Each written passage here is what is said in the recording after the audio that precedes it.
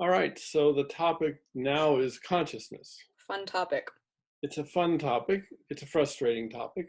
There were a whole bunch of questions many of you asked. One of them was just about this knowledge argument that the chapter starts with. Remember, the story is Mary is a brilliant neuroscientist who lives in a black and white room, and she knows everything there is to know about vision, but she's never experienced anything but black and white.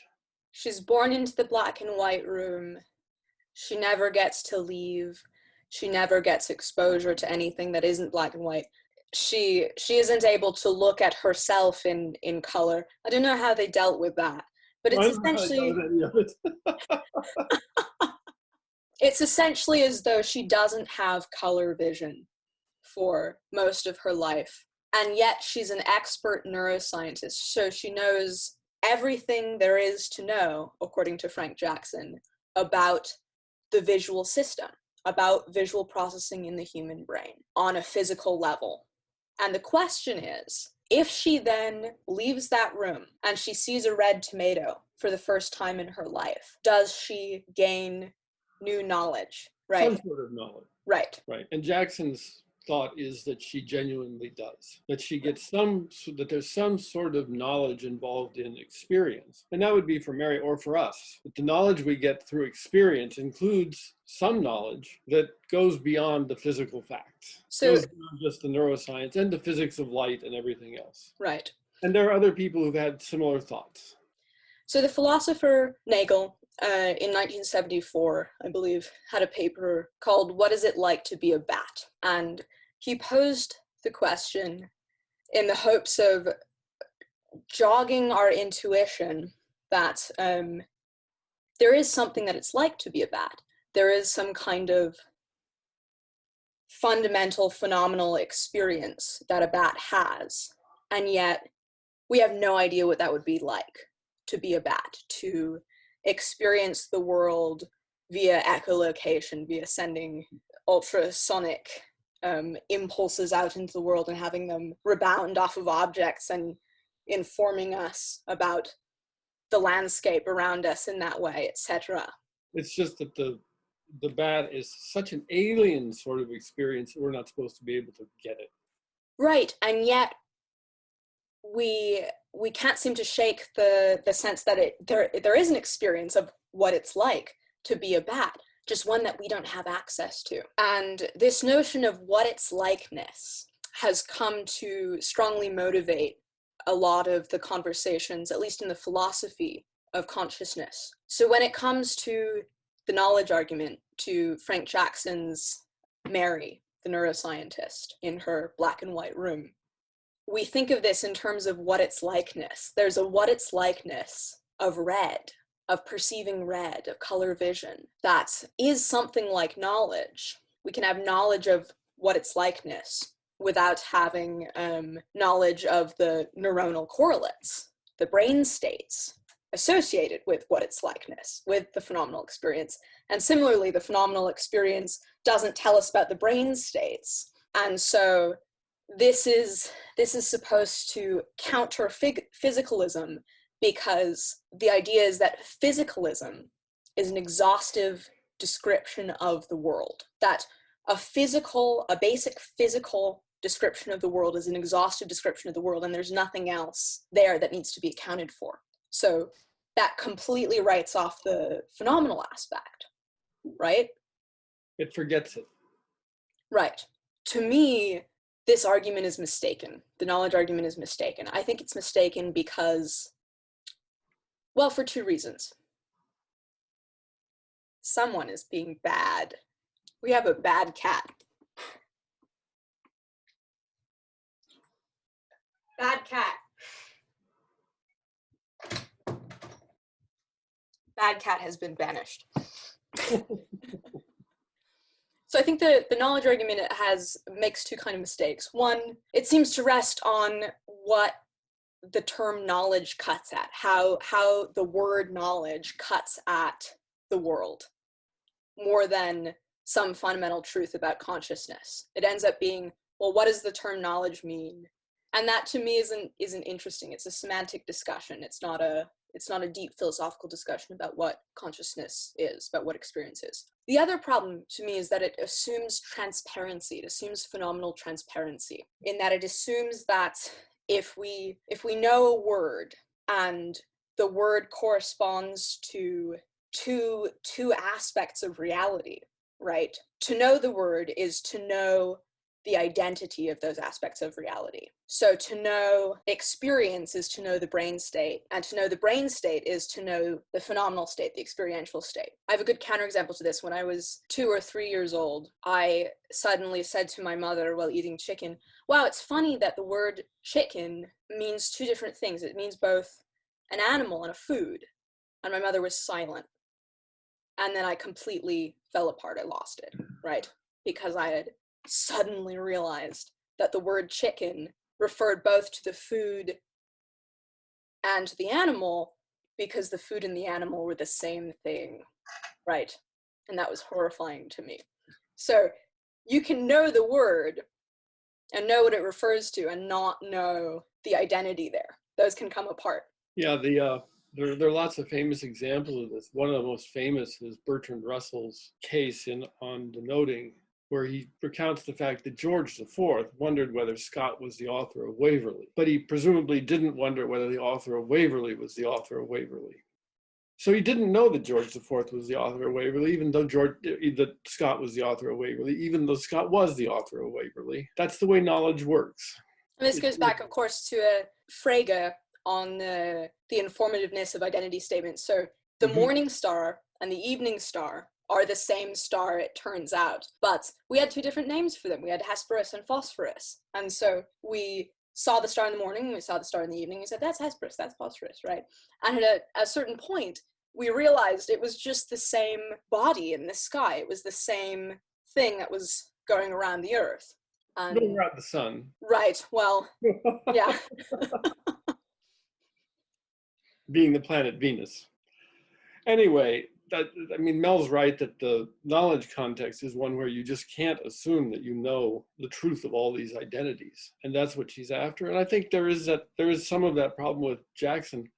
Still, though, even if Jackson's argument is flawed, there are a lot of people who have some sort of intuition here that the phenomenal feel of conscious experience is different from things that are just physical. And he may not capture it well, but that's a common sense. It's not one that Mel and I necessarily share, but lots of people do. So, Mel also mentioned what physicalism. Some of you ask, what is physicalism? Right? And it really is just this idea that once you know all the physical facts, you know all there is to know. And there's a tight relationship, almost a relationship with identity, one might say, between reductionism and eliminativism and materialism and physicalism and the identity thesis, right? The identity thesis being mind-brain identity. Mm-hmm. Physicalism and materialism being the idea that conscious states, consciousness, phenomenal states are just physical or material. Reductionism being that conscious states, phenomenal states are reducible to physical or material states, that is brain states. And lastly, eliminativism, which is eliminating consciousness as in eliminating the idea that there's anything to phenomenal experience over and above mere brain states. That's right. And there are people who occupy all these positions. Some are reductionists, some are eliminativists, some like Dennett, who we sent you off to watch. It's not clear exactly what he is. Sometimes he looks like an eliminativist. In that video, he really looks like an eliminativist. He seems to want to say, I'm going to tell you all these little stories about consciousness, and once they're all told and you understand what they are, there's nothing more to talk about.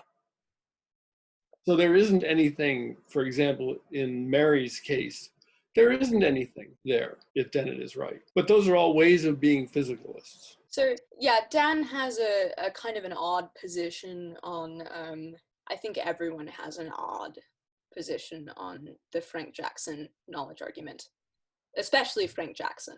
But I think everyone has a sort of weird and slightly wrong take on this, my opinion. But Dan's take is, if Mary the neuroscientist has been educated in neuroscience, in all the neurophysiology of cognition, and knows all of the physical facts about color perception, so to speak, then when she has her first color experience, when she sees the red tomato, when she sees red for the first time, she's completely unsurprised, which I think is also silly because it buys right into the false premise that I think Jackson is working from, which is the transparency thesis. Yeah. So I blame Saul Kripke for this. Physicalism. One of the other questions, which is related to it, just the flip side, is a number of you said some had some variation on how would we define consciousness, and the answer for me is I wouldn't. But you can illustrate it sometimes. You can see the sorts of things that are included in it, and that's, for example, what Ned Block does in the passage that gets quoted. He says, "Look, it includes things like sensations, thoughts, feelings, emotions, all those things." I just defer to Nagel on this one often, the what it's likeness. Right. I think that's a fairly good definition, and I think it's pretty common to think of, at least in philosophical circles, to think of consciousness in terms of one way to approach it. Yeah. So Ned Block draws an important distinction for us that I think Bermudez doesn't convey very helpfully. I think there might be a better way to convey that, and that's the distinction that he draws between phenomenal consciousness and access consciousness, which is, I think, a very important distinction that we have in philosophy of mind and philosophy of cognitive science.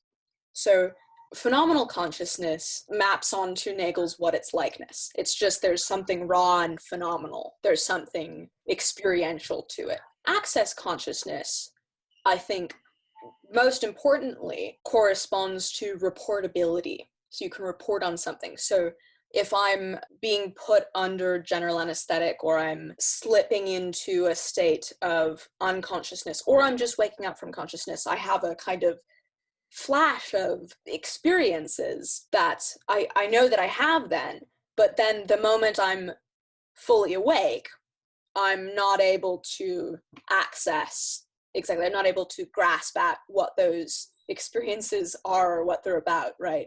And I'm certainly not able to tell you about them. Similarly, I'm driving. I drive home, and I remember getting in my car and starting the car, and I remember getting to my destination, but the route in between, because it's a route that I drive every day, I have no idea what happened in between. It's not that I wasn't awake. It's not that I wasn't conscious in the driving. It's just that I can't report to you what was going on because it was a sort of automated process, right? Yeah, I mean, the things to which we have the phenomenal access are these sort of, I think, better thought of as sort of the occurrent states of mind, thoughts, as when I think my dog is upstairs, or I think that Mel's cat was bad. He is. Desires, current desires, where I right now want to get a glass of wine, for example. And notice that these all take a propositional format. They do, or can. And that's maybe the one thing that's a good candidate for a feature of all consciousness, of all conscious experiences, and that's what's called, one of you even mentioned it, intentionality. That is the sense of aboutness. My thoughts are about something, my feelings are about something, my desires are for something. All these things they take, in a sense, take an object, even if the object isn't real. Right, so I don't have a glass of wine. It's not here. That doesn't mean I wouldn't want it if it were here, or wouldn't like to have it anyway. So mental states, the idea with intentionality, and this is a concept that goes back to Brentano, long before, but most notably articulated the way we use it nowadays in philosophy owes largely to the way Brentano defined it. So he said the difference, the core difference between physical and psychical. So physical is just like material stuff, and psychical stuff is conscious stuff, is mental stuff. The mental stuff gestures towards something, it points at something, or it contains something within it, right? It's like a box and you can open it up and there's something inside. Or it's like a an arrow that's pointing at something. It can point at things that don't exist, like unicorns. It can point at things that have yet to be realized, like Bob's future glass of wine, right? Bob doesn't have the glass of wine yet. The existence of Bob's glass of wine is yet to be. And it might even never happen, right? It might be that How depressing. It might be that Bob's bottle of wine that he's thinking about getting the glass of wine from is going to spontaneously burst before he can get to it, and he gets no glass of wine. And yet he's able to have thoughts and desires and beliefs about that glass of wine. The illustration that I liked about intentionality was intendere arcum in. So this is a Latin phrase about intentionality that sort of paints the picture of mental states as being like a bow that's strung with an arrow, and the arrow is pointing at something. The arrow is pointing at something that need not exist, that need not be here and present right now, that need not actually ever come to pass, that might be, in fact, in the past, that might have already happened, right? But it's nonetheless, it's gesturing at something. Right, that's the idea of intentionality. One of the great ironies, of course, or you may not know, though Mel's right, we use intentionality the way Brentano talks about it. He never uses that word. He uses the term intentional. It has intentional in existence. True. But it's the same idea. The idea is the one that Brentano captured at the end of the 19th century. And that's probably the best candidate for a mark of the mental, if you had one, of a mark of consciousness. If you want a definition, I'd go there. I say that, and then nobody understands. And then intentionality itself is something of a mystery, for that matter. Is consciousness synonymous with awareness? Was a question 2 or 3 people asked. Not quite. Yeah, what you said about intentionality as a mark of the mental or a mark of consciousness, of course, to me brings to mind the question that I'm sure a lot of them are having, which is, do mental and experiential come apart? Can there be mental states or cognitive operations that are non-conscious? Mm-hmm. Non-conscious or unconscious. Right. Right. In fact, one of the brilliance of Freud, one of the brilliant moves of Freud, was to press that unconscious mental states had the same intentional structure that conscious ones do, and so they count as fully and richly mental, even though they're things of which we're unconscious. Better often to think about non-conscious states. There are lots of those for sure. Right, and I'm inclined to think that this points at multiple senses of consciousness. That consciousness is quite polysemous. It's quite a polysemous term. That is a term, a word that has many meanings, right? And there are quite a few important meanings that consciousness has that we could subdivide. And one of those is a raw kind of what it's likeness that might come apart from explicit awareness and reportability. So mental states, cognitive operations are all going to have a kind of primordial what it's likeness to them, even if they're not reportable or accessible to the kind of rational awareness and executive function. What exactly is this distinction between the hard and easy problems of consciousness that Dave Chalmers likes to emphasize? Oh, and he's just been milking this for a long time. So now we're on to the meta problem of consciousness. That's right. But Dave is a lot of fun, and his theories are a lot of fun. But the idea is that the hard problems are just the ones that concern phenomenal consciousness. Right, right. And the easy ones are all the ones that have to do with information processing. Right. So kind of the easy problems correspond to cognitive or mental states or processes that can be functionally characterized, right? Mm-hmm. And then the phenomenal properties, the properties that the hard problem gets at, can't be functionally characterizable. The raw what it's likeness can't be got at via a purely physical or functional description. I'm inclined to agree with that descriptions can come apart. that we can use language to describe something in a way that gets at some of its properties and leaves out others. And leave out others. We do it all the time. Right, and vice versa, that we can use language to describe a thing and get at the inverse cluster of properties, right, at the exclusion of the others. So I can have we're going back to Frege again, oh no. This gets at the sense of chicken as a food item and the sense of chicken as an animal, right? I can have a sense of chicken as an animal that comes apart from the sense of chicken as a food item. And I'm perfectly fine with that. So for that reason, I'm perfectly fine with saying I can describe brain states and conscious experience with very different language and pick out very different properties of those things. But underlyingly, they're just the same phenomenon, right? It's not that there are two distinct phenomena that are being picked out there. It's just that I use language to pick out different parts of the same phenomena. For you students, you just got an explanation of how someone is a materialist and an identity theorist. So a physicalist, a materialist, and an identity theorist all at once. And that's exactly what identity theorists thought. That when you describe something in terms of the neuroscience or in terms of the psychological experience, you're describing the same thing from two different standpoints. And that's all there was. And that's what Jackson and Chalmers and others think isn't true. Which is why it's so puzzling that Dennett takes the stance that he does on Jackson's knowledge argument, because you'd think that he would allow for descriptions in common language to peck out different properties, and that wouldn't somehow entail that the properties themselves can come apart.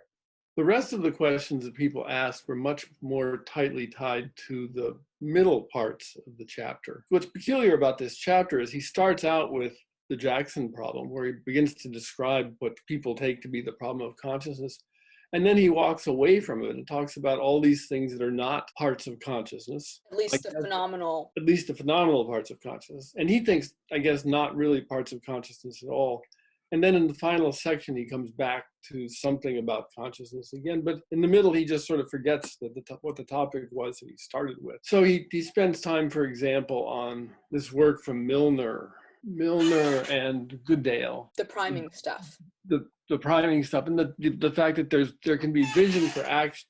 He talks about it, vision for action and vision for perception, and one is dorsal and one is ventral. That's not the best description of it, I don't think, because it's all concerned with action. The dorsal part involves the execution of actions, and the ventral stuff, the ventral track, has to do with the planning and decision making about what action to take. And those two things can come apart, as it did with this one patient who evidently got too much carbon monoxide. Should we sort of show them what we mean there? So sure. You've got some, I'm going to mess it up, aren't I? We encountered this before in the class. Right.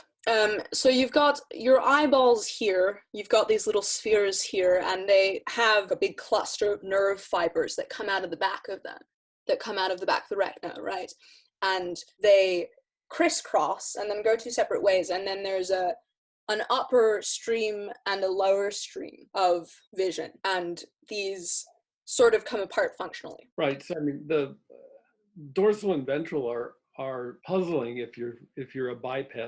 Not so puzzling if you're a snake, right? The dorsal part of the snake is everything on its back, and the ventral is everything on its belly. But when you become bipedal, you rotate your head around. So this still is dorsal, the top, your back, and ventral is underneath.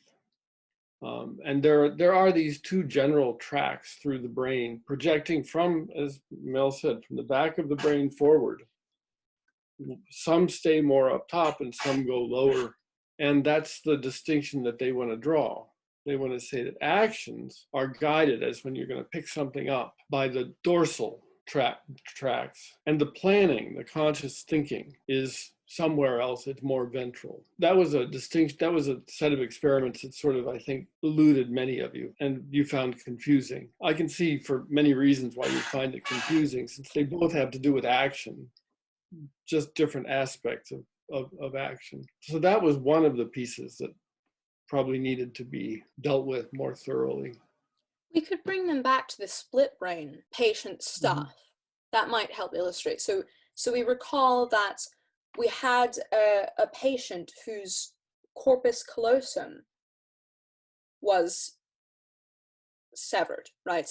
Was cut out, right? So you've cut out the kind of communication channel that you had between the two lobes of the brain. I love Nancy Conwisher during a lecture once. We know her for the fusiform gyrus, fusiform face area, otherwise known as the Nancy place. But during one lecture in cognitive science, she got up in front of her class at one point and she just shaved her entire head. She just buzzed all of her hair off and took a Sharpie and just showed everyone what was going on, all the little brain areas and all the little pathways. I thought that was just beautiful that she did that. But we saw with the split brain patients, the patients that lacked corpus callosum, that you could divide presentation, a stimulus, into two halves, and so that they were looking only with one eye at the one part of the screen, at the one half of the stimulus, right? And with the other eye, the other half of the stimulus, and then these are of course contralateral, they're getting crisscrossed, right? And when the patient was seeing something with, for example, with the right eye, they were able to, for example, they saw a car with the right eye, and the experimenter asked them, well, what did you see just then? The thing flashed on the screen. What did you see? He'll be able to say a car, a vehicle, right? And then, because it's contralateral, so that signal's being sent to his language centers, which are in his left brain, right? The left hemisphere. Of course, then you get a pan that's presented to the left eye. He sees an image of a pan to the left eye, and that's coming into the right hemisphere. He's asked what he saw, and he's not able to say. He has no idea. Or it's not that he has no idea, but he's not able to articulate it. It's not available to him to speak. And yet, if he's asked to draw what he saw, he's able to draw something that looks essentially like a pan. And then he looks at it with both eyes and goes, oh, it's a pan, right? So there's something going on. Beyond what we can say. Beyond what's reportable, right? This, to me, of course, says that there's something that the word consciousness cuts at that's deeply tied in with language, with the ability to report on what we're doing in words, in symbolic language, right? And then there's something else, something less elaborate, that's still experiential, that's still mental, that's going on, that's also corresponding to consciousness, but it's much more deflationary, a much more deflationary sense of consciousness. Yeah, you have the same phenomenon that showed up in other places in this chapter too, with the corpus callosum patients. It's really left visual field, right visual field, not just eyes. Right. Because each eye gets part of the visual field. But when the presentation is to the left visual field, and hence to the right hemisphere, they can't name it, but they can pick it out. So if they're forced to choose between it being a pen and a bus, they'll pick the pen, even though they can't say that's what it is. And when you ask them, how are you able to make that decision? They won't be able to tell you anything. Or when you do the thing where they're drawing what they saw, right? They can't tell you. They can't tell you how they're able to draw it, and yet they're able to do it. That's right. So that's one set of results. I don't know quite what those results do for us, except that they distinguish between these two sorts of things that can be going on. One much more reflective, conscious, sort of left hemisphere-ish, and one not. Bermudez talks about hemi-neglect as well in this chapter, which is a slightly different thing. It's when you've got a lesion to one half of the brain, right? A lesion in a critical area in one hemisphere. And you get patients where they have a plate of peas and they think that they've finished the plate of peas. They think that they've eaten everything on their plate, and they've eaten everything on one half of their plate. They're just not able to register the existence of half of their visual field, essentially. And the last item raised by the students was, what is this global workspace talk? The global workspace is just supposed to be a non-specialized workspace that it's like having a blackboard in the front of a classroom. We put something up on the blackboard and everyone can see it, right? In the global workspace, if you put something up on the global workspace, then all your different parts of consciousness have access to it. So it's a place for general problem solving rather than specialized problem solving. And so the idea is that a lot of the cortical areas are divided up and are doing semi-specialized little cognitive operations, right? And they're doing them offline, so to speak. They're doing them subconsciously to some extent. And in order for them to come online, there's like this little buffer that they have to go through where that information is being bounced up to essentially, right, the PFC, the prefrontal cortex. So that information is coming from all of these specialized cortical regions and being pinged up to the PFC, to the prefrontal cortex. And it's there, all that information is being integrated and processed here, and that's where it's available, right? And you can still do things. You can still carry out operations in the other areas without it being brought online. But it's only really, wow, what a beautiful sound. Sounds like Windows 95. Message on my phone. Nice. So it's only really when and this, of course, this is getting at access consciousness. This is not getting at phenomenal consciousness. This is getting only at access consciousness. But things are accessible, things are reportable to us in our conscious experience when they're brought online in this global workspace. It's like I have stacks of books everywhere, big piles of books and piles of paperwork and things. And they're all kind of out of the way. They're just in piles around my desk. It's only when I take that paperwork or those books and I bring them onto my desk and open them up and lay them out that I'm able to really deal with them, that I'm able to really work with them, right? Otherwise, it's kind of shoved off to the side. It's not online. Things are online if they're on my desk, if they're on my workspace, right? They're offline when they're shoved off to the side in piles. You guys have a good week, and we'll be back next week. Yeah, until next time. The next and last class is going to be on embodied and situated cognition, a little bit with reference to robotics. So we're going to talk about Rodney Brooks. And we're going to talk about Shaky the robot, stuff like that. It's going to be fun.